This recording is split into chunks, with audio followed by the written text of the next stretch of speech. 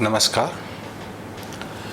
बिहार पर विचार की श्रृंखला में आज हम शिक्षित युवा, बेरोजगार युवाओं की समस्याओं पर चर्चा करना चाहते हैं, क्योंकि यह मुद्दा पिछले 70 वर्षों में प्रतिवर्ष बढ़ता ही गया।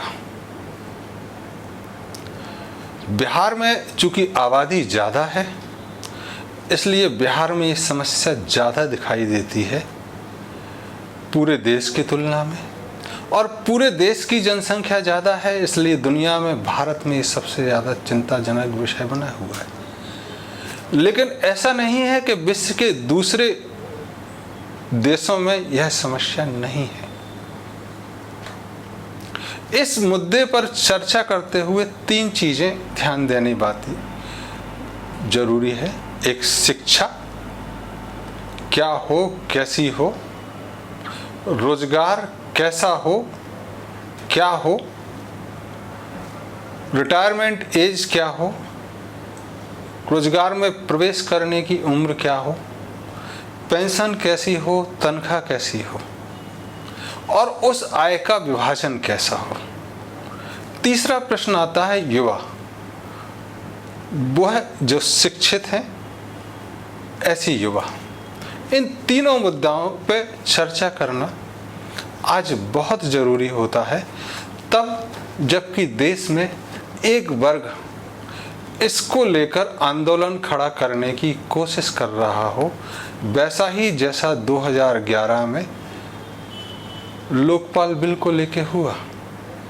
इस मुद्दे पर अभी जो मुहिम चलाई है वह बेनेट एंड कोलमैन की सब्सिडरी भारत की टाइम्स कोचिंग ने शुरू किया है। उसमें बहुत सारे टीचर जो कोचिंग दे रहे थे विद्यार्थियों को, वह कहते हैं कि अभी नहीं तो कभी नहीं, व्यवस्था बदल दो। कैसी व्यवस्था हो, इस पर चर्चा नहीं। इस मुद्दे पर आगे चलते हुए एक मजाक के लिए, एक पहलवान थे, हनुमान जी के बड़े भक्त थे। उम्र बड़ी हुई तो घर वालों ने कहा, बेटा एक अच्छी नौकरी ढूंढ लो, फिर तुम्हारी शादी कर देंगे। तो पहलवान साहब हनुमान जी के भक्त हनुमान जी के पास गए और उनसे कहा, भगवान जी एक नौकरी लगा दो तो फिर अच्छी सी शादी हो जाए। और चले आए कि भगवान जी के भक्त हैं, हनुमान जी के सुनेंगे वो। फिर बहुत दिन बीत गए, फिर गए तो हनुमान जी को बोले कि भगवान जी ना नौकरी लग रही है तो शादी कैसे होगी, नौकरी लगवाओ ना जिसमें अच्छी तनख्वाह हो, मैं आपका गुणगान करूँगा, प्रसाद बांटूंगा। फिर साल भर बीत गया, परेशान पहलवान जी, भक्त पूरे। फिर हनुमान जी के पास गए और बोले, अब मैं सिर पटक दूंगा, मैं तुम्हारा इतना गुणगान करता रहा हूँ, इतना भक्त हूँ, तुम मेरी अच्छी तनख्वाह वाली नौकरी लगवाओ, फिर मैं शादी करूँगा। तो हनुमान जी ने कहा कि यार ये भक्त तो जान वाकई में दे देगा, ये पक्का भक्त है।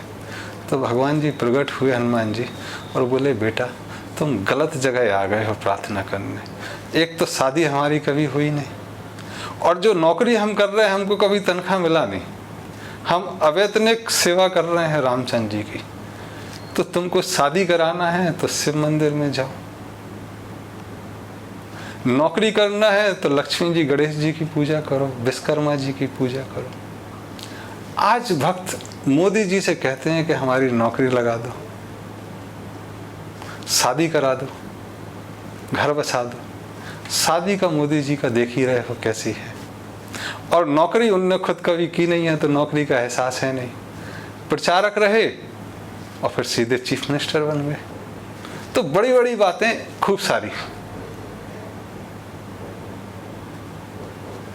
लेकिन नौकरी कैसे देंगे जिसका अनुभव नहीं है। ऐसा नहीं है कि हनुमान जी की जरूरत नहीं है, लंका जलवाना हो, युद्ध जीतना हो, भगवान जी की सेवा करना हो, हनुमान जी की जरूरत है। ऐसा नहीं मोदी जी की जरूरत नहीं है, पुलवामा हो, बालाकोट हो, पाकिस्तान से हटके चीन पे बराबरी करना हो, राम मंदिर बनाना हो, कश्मीर करना हो, मोदी जी की ज़रूरत रही है। लेकिन नौकरी मोदी जी थोड़ा अजीब लगता है। इस व्यवस्था में तो ऐसे लोग चाहिए हैं जो राम की तरह हो, जो रामराज हो, जो हनुमान जी को भी पाल लें और बाकी सेवकों को भी पाल लें और कोई भूखा ना रहे। इतना मिलता रहे कि साधु इतना दीजिए जिसमें कुटुंब समाए, मैं भी भूखा ना रहूं, साधु ना भूखा जाए। यह राम राज्य में होता है। तब हमको नौकरियों पे चर्चा जरूरी है। और हम कह रहे हैं, पहले भी हमने कहा कि नौकरियां पर्याप्त होंगी, लेकिन आप सोचो कि हम कलेक्टर बन जाएं, एसपी बन जाएं, जज बन जाएं, तुरंत तुरंत बन जाएं और राज करें, तो ऐसा तो संभव नहीं होगा। इन सारी नौकरियों ने एक आपाधापी शुरू की। लोग 4-4, 5-5 बरस पढ़ते हैं और दशमलव में नौकरियां लगती हैं। तो समाज में जो असंतुलन पैदा हुआ है, समाज में जो बिछोह पैदा हो रहा है, वह बहुत खतरनाक है। मेरी कोशिश रहेगी कि ये पब्लिक सर्विस कमीशन, ये यूपीएससी बंद हो, सीधे सीधे एक न्यूनतम स्तर पर सबकी नौकरियां लगें और उनकी गुणवत्ता के आधार पर, उनकी कार्यकुशलता के आधार पर उनका प्रमोशन करें। ये अंग्रेजी राज की सभ्यताएं कि कलेक्टर बिठा दो, जवान जवान छोरा, वो बड़े बड़ों को ज्ञान देने लगता है। हमारे बच्चे की उम्र के बहुत सारे लोग हैं, कल तक हमसे पूछते, आज हमको ज्ञान देने लगे हैं। तो ये चीजें नहीं होनी चाहिए। तब नौकरी की इतनी आपाधापी थोड़ी कम होगी। लोगों के जो आशाएं बन गई हैं, परिवार की आशा बन गई कि एक कलेक्टर बन जाए तो शान आ जाए, दहेज भी मिल जाएगा, लड़की भी मिल जाएगी, सब हो जाएगा। या लड़की कलेक्टर बन गई तो फिर तो कहना ही क्या है, वारे न्यारे हो गए। इन सब पे चीजें एक विस्तार से चर्चा जरूरी है। इस मुद्दे पर चर्चा करते हुए स्वतंत्रता आंदोलन की एक किताब जो बहुत चर्चित रही, उस पर जिक्र जरूरी है। गांधी जी ने हिंद स्वराज्य लिखी। गांधी जी से हम सहमत नहीं हैं, लेकिन वो किताब महत्वपूर्ण है। उसमें गांधी जी लिखते हैं कि मान लो स्वतंत्रता मिल जाएगी, तब क्या करोगे? तो बच्चे जवाब देते हैं, फिर कोई दिक्कत नहीं, वही आर्मी होगी, पुलिस होगी, एडमिनिस्ट्रेशन होगा, हम संभाल लेंगे। तो गांधी जी कहते हैं, फिर तो अंग्रेज की जगह तुम बैठ जाओगे, राज्य तो वैसे ही चलेगा। और कमोवेश वैसा ही हुआ, 70 वर्ष से वह चल रहा है। तो आज अगर हम कहते हैं कि मोदी जी को हटा दोगे, नीतीश जी को हटा दोगे, बहुत दिक्कत नहीं है डेमोक्रेसी में। तानाशाही में थोड़ी दिक्कत होती है, विदेशी हुकूमत है तो दिक्कत होती है, खून खराबा करना पड़ता है, लोगों को खड़े होना पड़ता है, अपने त्याग तपस्या बलिदान देना पड़ता है। लेकिन डेमोक्रेसी में नीतीश को हटाना, मोदी को हटाना बहुत बड़ी बात नहीं है। पिछले 4 चुनाव में हमने लोगों को हटते हुए, बढ़ते हुए, घटते हुए देखा है और बहुत क्लोजली देखा है।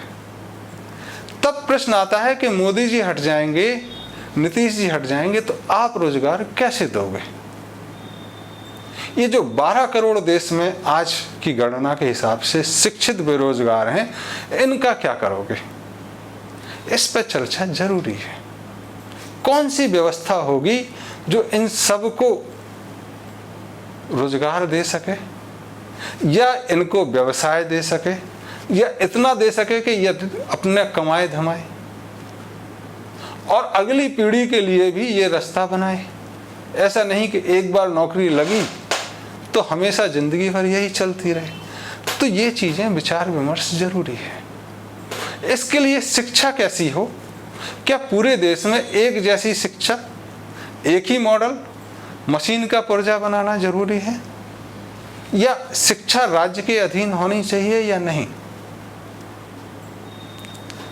या शिक्षा समाज के अधीन होनी चाहिए, सुरक्षा किसके अधीन होनी, यह प्रश्न महत्वपूर्ण है।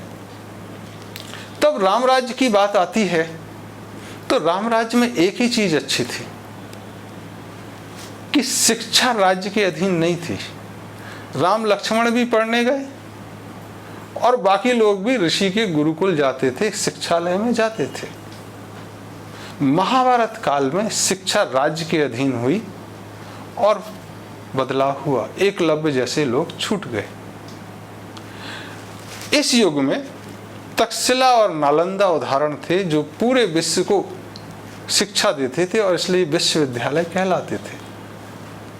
इन्हें राज्य अनुदान देता था, राज्य के अधीन नहीं थे ये। लेकिन फिर कुछ गिरावट आई देश में और बहुत बड़ी गिरावट आई, शक्ति का ह्रास हुआ।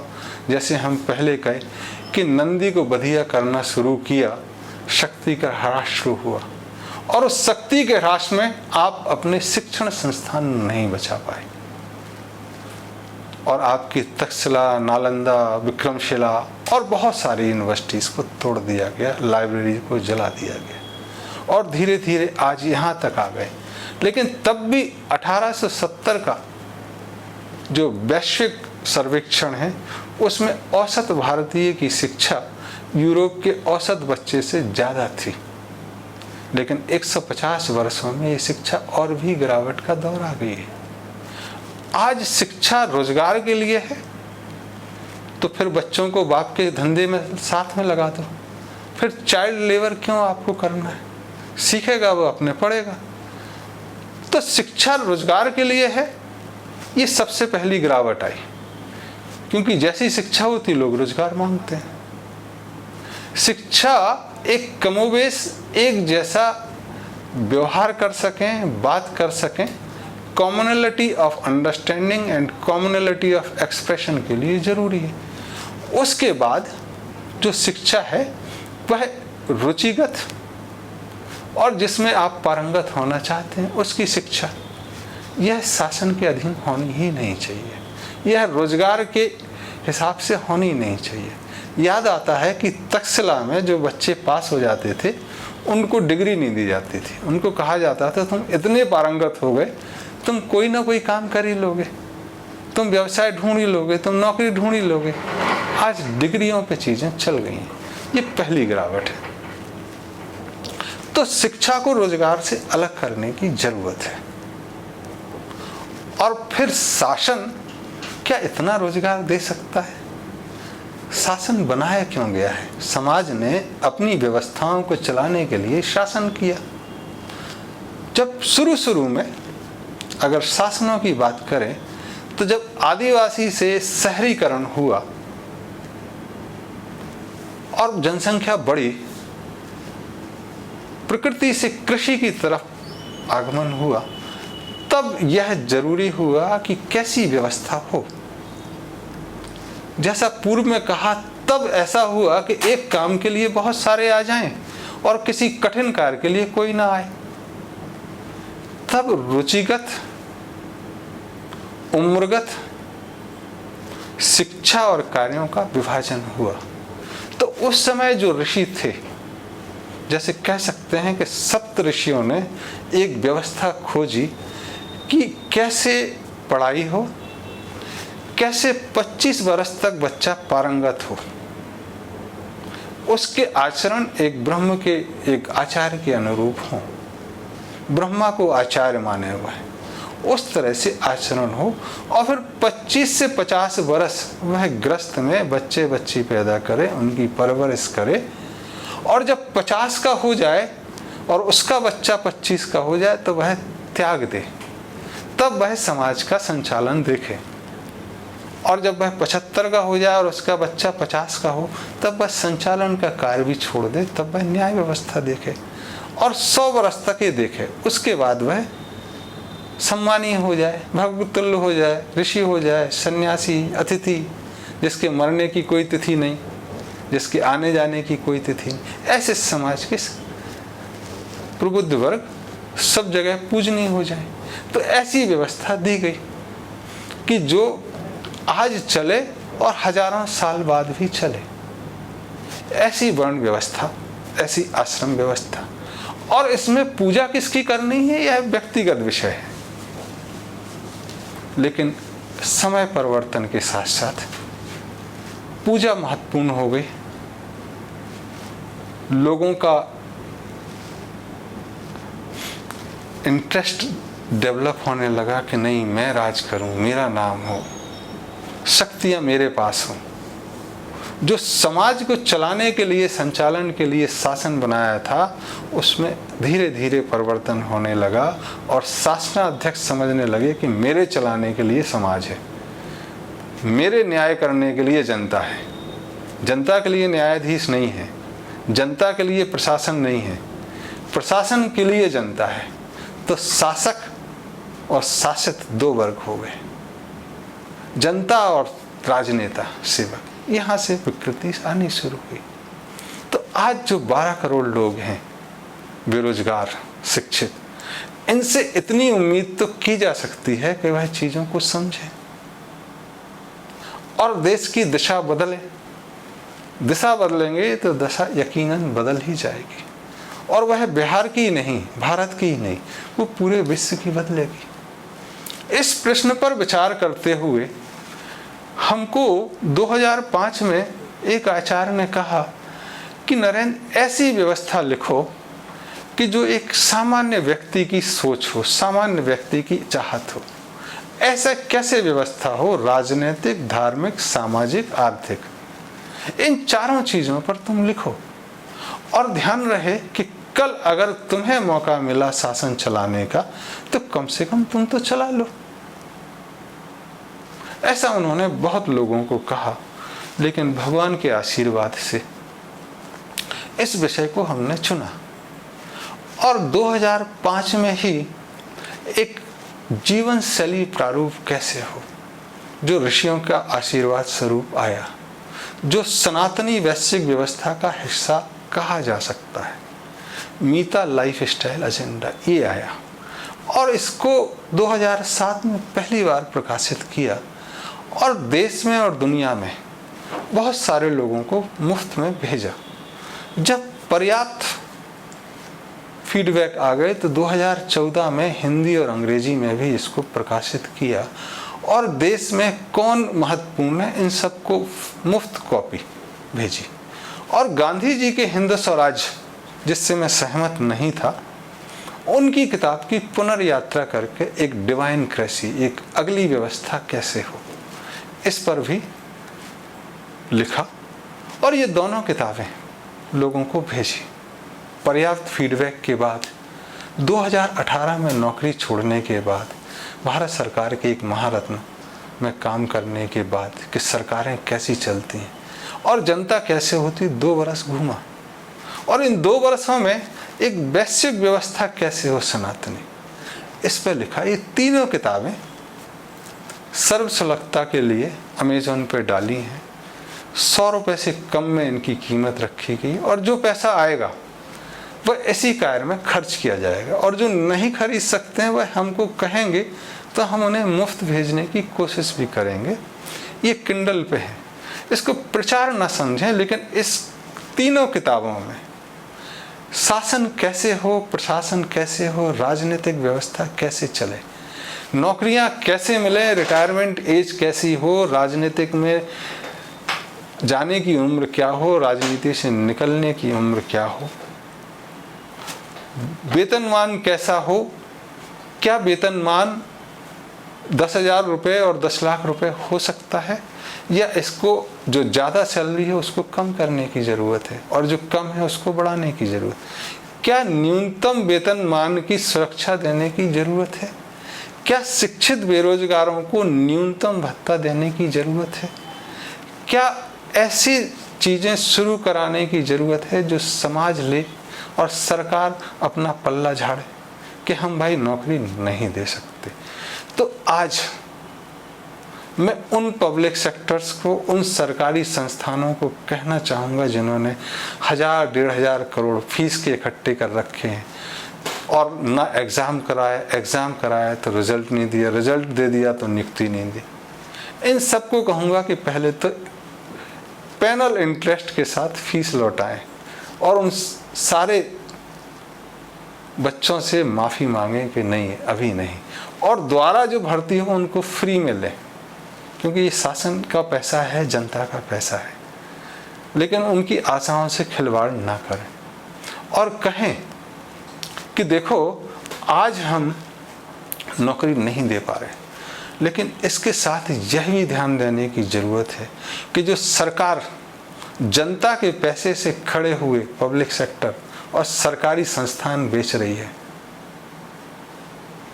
और ऐसे लोगों को बेच रही है जो पूंजीपति या सामंतशाही व्यवस्था को तारीफ करते हैं या उसको सरोकार रखते हैं, तब प्रश्न बनता है कि 130 करोड़ की जनता की सामूहिक समझ क्या 4-5 लोगों से कम है? क्या देश के प्रधानमंत्री व्यवस्थाएं नहीं चला सकते? प्रदेश के मुख्यमंत्री व्यवस्थाएं नहीं चला सकते हैं और 1-2 पूंजीपति वह व्यवस्था चला? यह जनता का अपमान है और उन नेताओं का निकम्मापन है। और फिर यह प्रश्न भी खड़ा करता है कि आज जो आप कर रहे हो उसकी कितनी सार्थकता है, क्योंकि पुराने निर्णयों पे आप प्रश्न चिन्ह खड़ा कर रहे हो, उनको बेच रहे हो। लेकिन इसमें अगर आप नहीं चला पाते तो यह समाज को सौंपने की ज़रूरत है।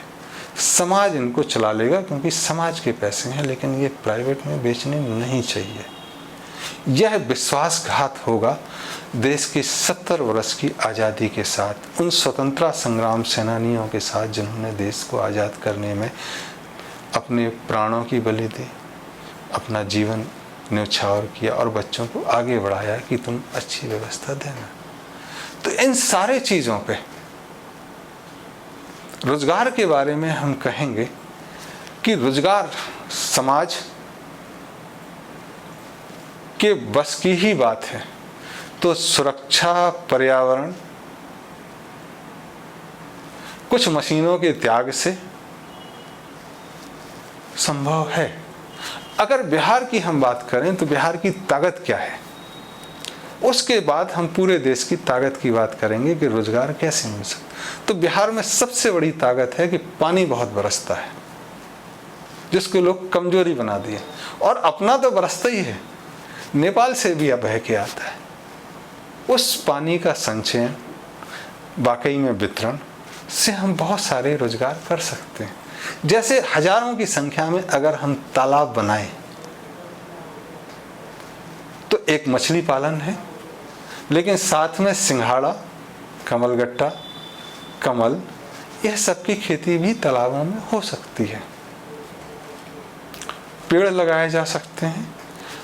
तब हम एक समूह बना सकते हैं जो जनता इतनी ज़्यादा है कि भाई यहाँ जेसीबी से तालाब नहीं खोदा जाएगा, और ये समाज जो पेड़ लगाएगा काटने की जिम्मेदारी होगी। ये वन नियम बदलने की ज़रूरत है कि पेड़ आप लगाओ और काटेगा सरकारी अफसर। वन नियम बदलने की ज़रूरत है। प्रशासन के नियम बदलने की ज़रूरत है। ये कलेक्टर साहब बहुत हो गए, 70 वर्ष से चल रहे हैं, विधायकों और सांसदों की कोई हैसियत ही नहीं है। तब प्रबंधन के लिए समाज में बुद्धिमत्ता केंद्र खोलने जरूरी होंगे जहाँ पे चीज़ें चलें। आज देखें तो प्रदेश सरकार के पास लोगों को तनख्वाह देने का पैसा नहीं है, और जितने शिक्षित बेरोजगार हैं उन्हें पता है कि प्रदेशों की हालत ये हो गई है। तब वह जो रोजगार कहाँ से देंगे, वह पेंशन कहाँ से देंगे? जब तनख्वाह नहीं दे पा रहे हैं तो आगे रोजगार कैसे देंगे? ऐसे में राज्य सरकारों की उपयोगिता पे, उपादेयता पे भी प्रश्न चिन्ह लग रहा है। हालांकि बिहार में चुनाव आ रहे हैं और हम कह रहे हैं कि बिहार में हम उन लोगों का समर्थन करेंगे जो अच्छे कैंडिडेट हैं, निर्दलीय हैं और छोटी छोटी पार्टियों से हैं, क्योंकि बड़ी पार्टियों ने देश में एक जो उनके पास वीटो होता है और एक पार्टी का एक दादागिरी का रूल निकालते हैं कि नहीं वोट इन्हीं को देना है, तो लोगों की स्वतंत्रता खत्म हो गई, विधायकों की, सांसदों की। इसलिए हम निर्दलियों का समर्थन करेंगे और चाहेंगे कि वह सरकार बनाए। और फिर बहुत सारी चीज़ें बंद करने की है, जैसे म्युनिसिपल बंद करने की ज़रूरत है, विधान परिषद बंद करने की ज़रूरत, बहुत सारे जो ऐसे सेक्टर हैं जो लोगों को काम ना करने देते हैं, फालतू में चल रहे हैं और तनख्वाह उठा रहे हैं, ऐसी चीज़ें बंद करने की ज़रूरत है। तो इस पर हम एक विचार शुरू करना चाहेंगे शिक्षित बेरोजगारों के मध्य, और उनसे कहना चाहेंगे कि ये जो विदेशी चीज़ें चल रही हैं देश में उकसाने का, देश में आंदोलन चलाने का, देश को अस्थिर करने का, उससे बाज आए। 2011 में आपने देखा और उसके बाद क्या हुआ। अभी फिर स्थिति वैसी लाने की कोशिश हो रही। एक तरफ कोरोना काल में पूरी दुनिया में रोजगार घटे हैं, भारत में भी। कोरोना सही है गलत है ये बहुत अलग प्रश्न है, लेकिन जब ये रोजगार घटे हैं तो भारत में भी घटे। तब इन सारे शिक्षित बेरोजगारों से मैं आह्वान करूंगा कि आपस में चर्चा करें, मुझे सहयोग दे सकते हैं तो मुझे सहयोग दें।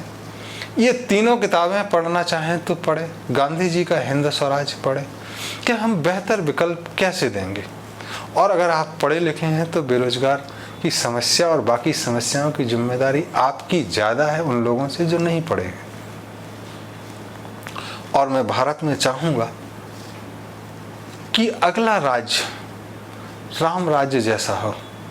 हनुमान जी चाहिए हैं लेकिन राजा राम जैसा हो, या ऐसी माता की तरह हो जो बच्चों की तरह अपने को, सारे देश के बच्चों को प्यार करे, या ऐसी कन्या आए जो घर को देखभाल करे। मैं इसके लिए प्रयास करूँगा। मैं किसी को हटाने के मूड में नहीं हूँ। नकारे होंगे तो अपने आप हट जाएंगे। आंदोलनों की ज़रूरत नहीं है। भारत में अभी डेमोक्रेसी चल रही है, संस्थाएं खराब हुई हैं लेकिन तब भी आज चल रही हैं।